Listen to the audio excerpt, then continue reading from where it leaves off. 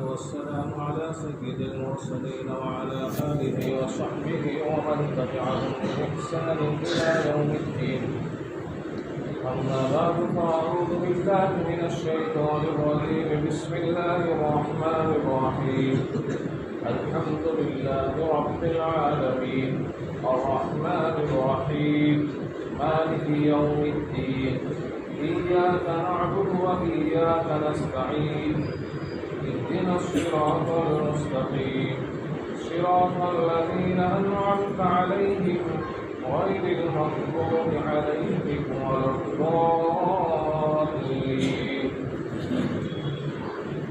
الحمد لله رب العالمين. تمام تعریف اللہ کے لیے ہے جو جہانوں کا رب ہے. جتنی تعریف کرتے ہیں ہم سب کس کے لیے؟ اللہ.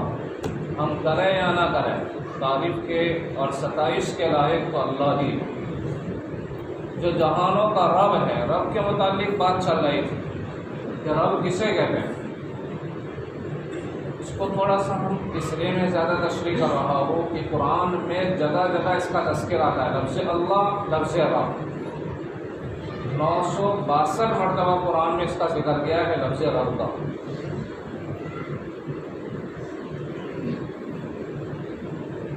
میں نے کہا تھا رب وہ ہے جس میں 3 چیزیں پائی جائیں. ایک تو عدم سے وجود بخش ہے، نتھنگ سے تھنگ، یعنی ہم کچھ نہیں تھے، اللہ نے ہمیں وجود بخشا.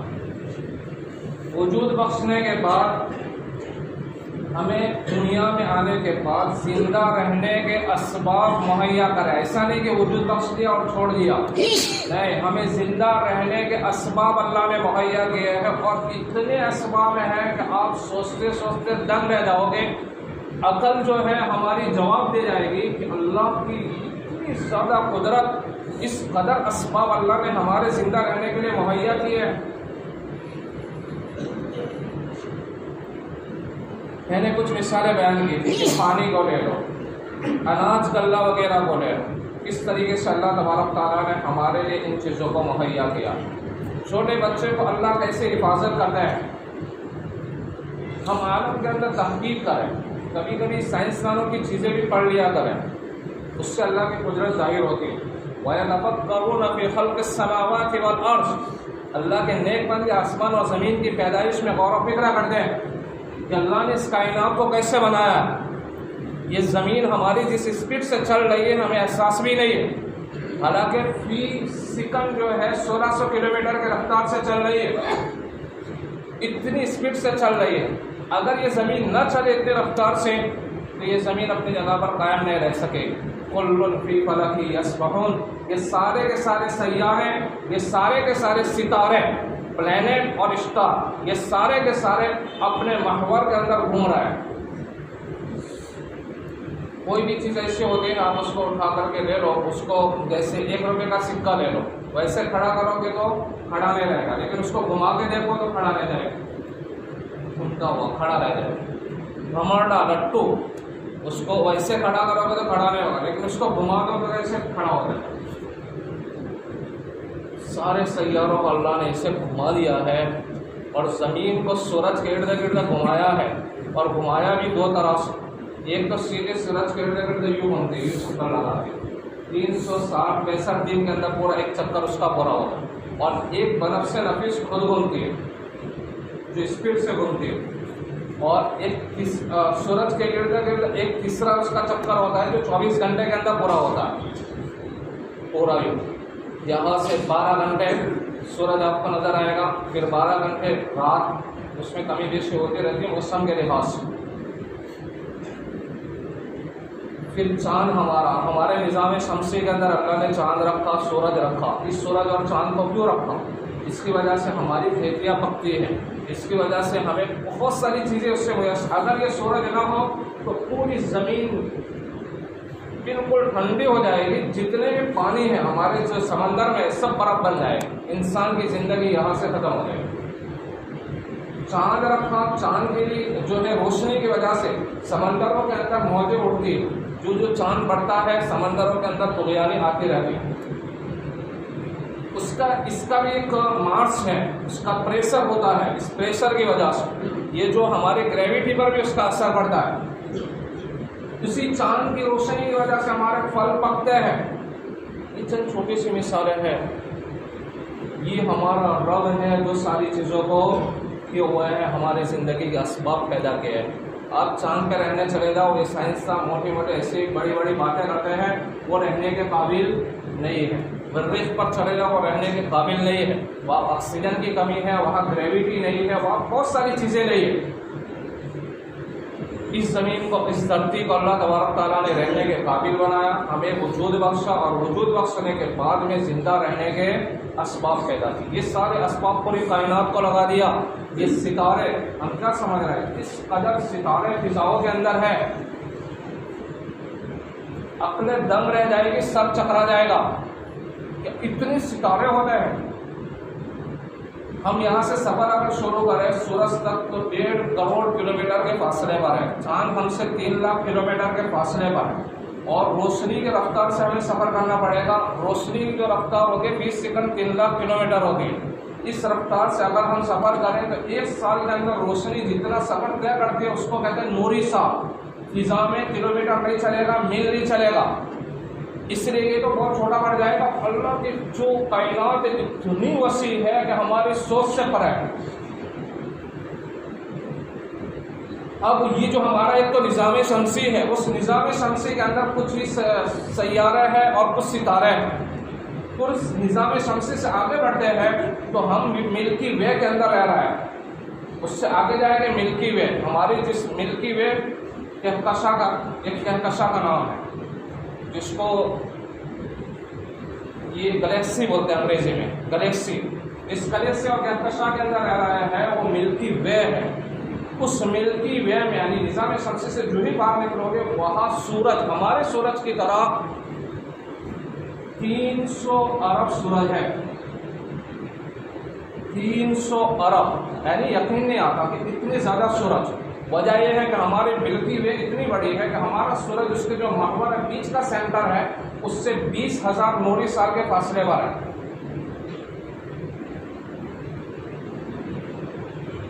یہ اگر نوری سال کی رفتار سے، جو میں نے کہا کہ جو روشنی جو چلتی ہے نا 20 سیکنڈ 3 لاکھ کلومیٹر ہے، اس رفتار سے اگر ہم اپنی گلیکسی کو اور اپنی کہکشاں کو گھومنا چاہے، اس کا ایک چکر لگانا چاہے، حالانکہ اتنی رفتار سے سواری آج تک کوئی ایجاد نہیں ہوئی، تو اس کہکشاں کا خالی ایک چکر لگاتے لگاتے 1,00,000 سال لگ جائیں گے۔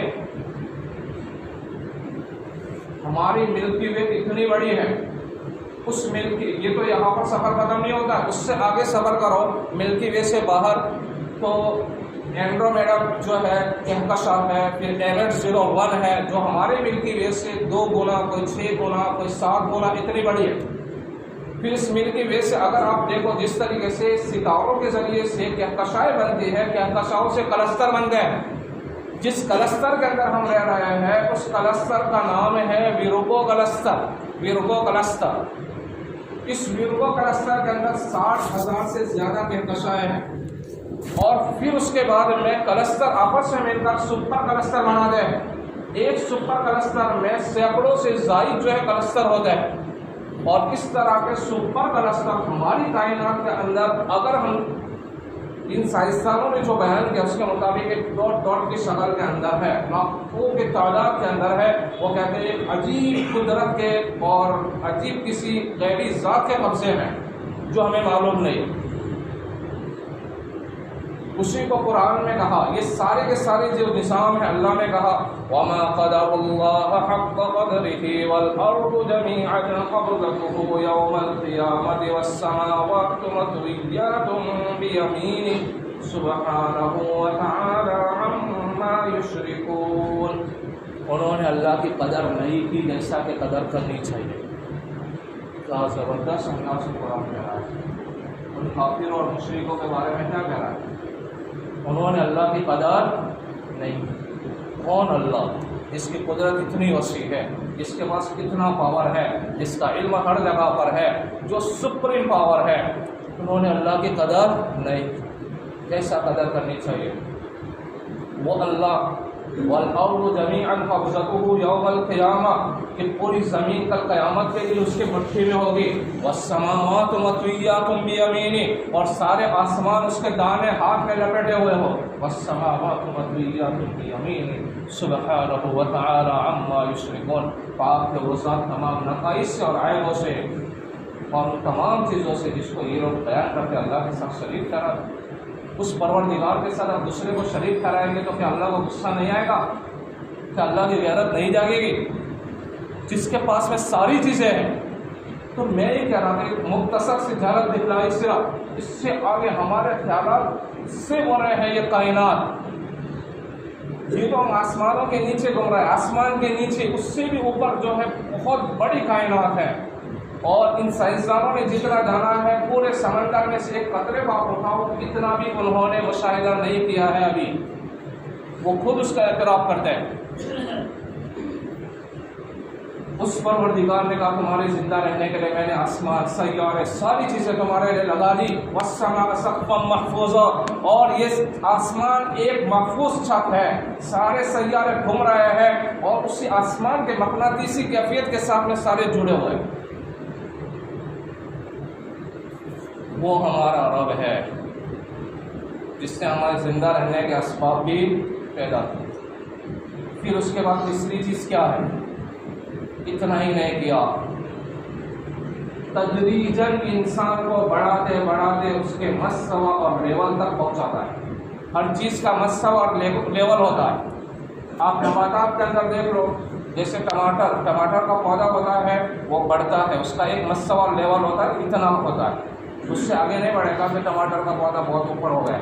मिर्ची का पौधा होता है वो इतना होता है, उससे बड़ा होता है। आम का दरख्त इससे बड़ा होता है, और फिर उसके बाद नारियल का दरख्त है, ताड़ी का दरख्त, खजूर का दरख्त बहुत ज़्यादा बुलंद होता है, लेकिन वो भी अपने मस्तवा और लेवल तक जाकर रुक जाता है। उससे ज़्यादा ऊपर नहीं जाता है कि नारियल का दरख्त बढ़ते बढ़ते चांद तक पहुँच गया। ऐसा नहीं होता। हर चीज़ का एक लेवल और मस्तवा होता है। तो अल्लाह ने इंसान को पैदा किया, पैदा करने के बाद उसके ज़िंदा रहने के असबाब पैदा किए। फिर उसके बाद तदरीजन का मतलब आहिस्ता आहिस्ता, एकदम से नहीं, आहिस्ता आहिस्ता उसके मस्तवा और लेवल तक अल्लाह ने पहुँचाया। अब मस्तवा और लेवल तक पहुँचाने के दो तरीके, एक ज़ाहिर है, यानी एक तो हमारी जो हाइट बढ़ती, बच्चा जब छोटा होता है ना उसकी हाइट बढ़ती रहती है, बढ़ते बढ़ते कहाँ बढ़ती है? जहाँ तक उसको बढ़ना है उसका जो मस्तवा और लेवल है वहाँ तक बढ़ेगा। 18 साल तक उसकी हाइट बढ़ती रहती है। वैसे बालिग होने तक बढ़ती है, फिर उसके बाद रफ्तार कम हो जाती है, फिर उसके बाद बढ़ती नहीं है। अगर ये इंसान बढ़ता तो पता नहीं कहाँ पहुँच जाता। पहले ज़माने में बहुत लंबे हुआ करते थे, 120 फीट के, 160 फीट के होते थे। हदीस शरीफ में आता है कि इंसान बहुत लंबा था, फिर उनकी लंबाई आहिस्ता आहिस्ता बढ़ती चली गई, और फिर उसके बाद अल्लाह ने इस हद को जो है कायम कर दिया कि 6 फीट तक इंसान, 6 फीट 5.5 फीट तक इंसान आकर के रहता है। साइंस मानते नहीं, हमने कहा नहीं मानना हो तो कोई बात नहीं। ये कम वक्त बहुत सारी चीज़ें छुपाते हैं, कहते हैं ये कैसे हो सकता है।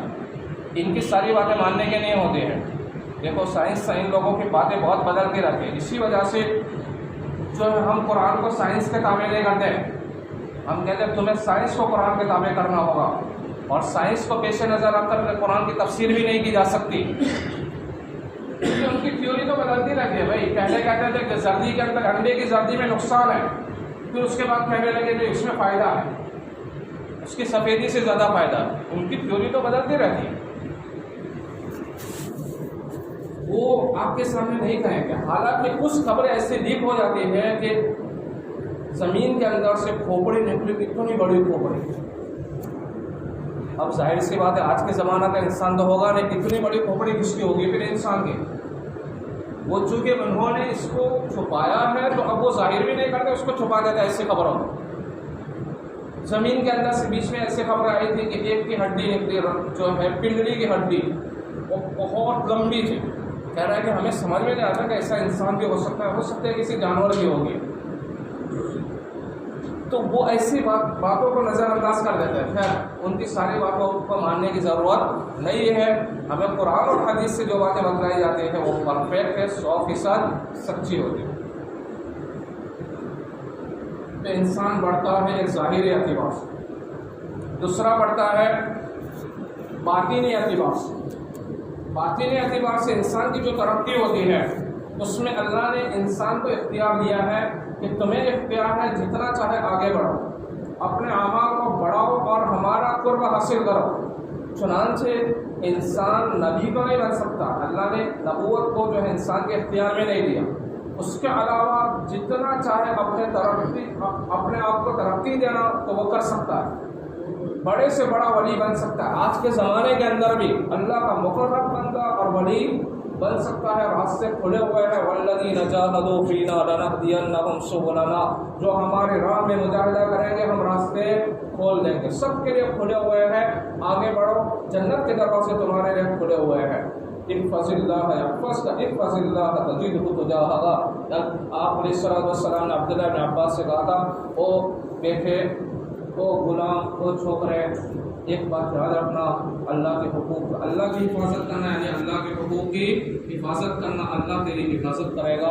اللہ کے حقوق کی حفاظت کرنا، تو اللہ کو اپنے سامنے پائے گا. یعنی آپ کو ادھر ادھر در بدر بھٹکنا نہیں پڑے گا. آپ کی جب نسبت اللہ سے لگ جائے گی تو پھر اللہ سارے کام پورا کر دیتا ہے. تو یہ راستے کھلے ہوئے ہیں، اپنے آپ کو بڑھاؤ. کتنا بڑھا سکتے ہو؟ جنت میں جا کر کے کسی چیز پر افسوس اگر ہو سکتا ہے تو اس بات پر ہوگا کہ ہم نے اپنے آپ کو اعمال میں آگے کیوں نہیں بڑھایا. آخرت میں اسی کا افسوس ہوگا. جس نے اعمال اچھے کیے ہیں اس کو یہ افسوس ہوگا کہ میں اور زیادہ کیوں نہ کرتا. جس نے نہیں کیے ہیں اس کو افسوس ہوگا کہ میں کیوں نہیں کی. اور سب سے زیادہ یاد رکھنا جس بات پر افسوس ہوگا وہ صدقہ نہ کرنے والا. صدقے کی اہمیت اتنی زیادہ ہے کہ قرآن میں کہا فَأَصَّدَّقَ وَأَكُن مِّنَ الصَّالِحِينَ. اس آیت کے اندر یہ ہے کہ پروردگار آپ نے مجھے اتنی مہلت کیوں نہیں دی کہ میں مہلت دیکھیں میں دنیا میں واپس جاؤں، اور فَأَصَّدَّقَ وَأَكُن مِّنَ الصَّالِحِينَ، اور صدقہ کرو اور نیک لوگوں میں سے ہو جاؤ. وہ یہ نہیں کہتا میں جا کر نماز پڑھو، میں جا کر روزہ رکھو، صدقہ کرو. مرتے وقت انسان کی جب آنکھیں بند ہو جاتی ہیں تو سب سے پہلے جس چیز کا احساس ہوگا وہ اس بات کا ہوگا کہ میں نے اپنا مال جو ہے وہ خرچ کیوں نہیں کیا صحیح جگہ پر. تو ان چیزوں کی اہمیت ابھی وقت ہے اپنے آپ کو بڑھانے کی. جتنا چاہے بڑھا سکتے ہو. آپ کا مستوی اور لیول کیا ہے، ہمیں اپنے مستوی اور لیول کو بڑھانا. اقبال نے کہا تھا تو ہی جانا چند گلیوں پہ قناعت کر گیا، ورنہ چمن میں علاج تنگی داما بھی تھا. تو پاگل نکلا چند کلیوں پر قناعت کر گیا، ورنہ اس باغ کے اندر تنگی دامن کا علاج بھی تھا. یعنی باغ کے اندر بھیجا اور کہا کہ وہاں سے کوڑوں کو چننا ہے، تو وہ بندہ اندر داخل ہوا، چن کر کے اپنے دامن کے اندر لے لیا. اور دامن میں کتنے آ سکتے ہیں؟ حالانکہ اسی چمن اور باغ کے اندر ایک بہت بڑا تسلا پڑا ہوا تھا، بھینیو. اسی بھینیو کے اندر اور تسلے کے اندر اگر وہ رکھ کر کے لاتا تو کتنا سارا آ جاتا. تو ہمارے پاس میں بھی ابھی وقت ہے جس کے اندر ہم اپنے آپ کو بڑھا سکتے ہیں، ہمارے مستوی اور لیول کو جتنا چاہے اوپر لے جا سکتے ہیں باطنی اعتبار سے. تو یہ ہے ہمارا رب. اس رب کو یاد رکھنا. کون سا رب ہے؟ جس نے وجود بخشا اور زندہ رہنے کے اسباب پیدا کیے اور تدریجاً انسان کو اس کے مستوی اور لیول تک پہنچاتا ہے. یہ ہے ہمارا رب. اس رب کو ہمیں یاد کرنا جس رب کا معنی ہے پروردگار اور رب العالمین. باقی باتیں انشاءاللہ آئندہ مجلس کے اندر ہوگی. ابھی ان چیزوں کو ذہن میں رکھ کے اللہ تعالیٰ سمجھنے کی اور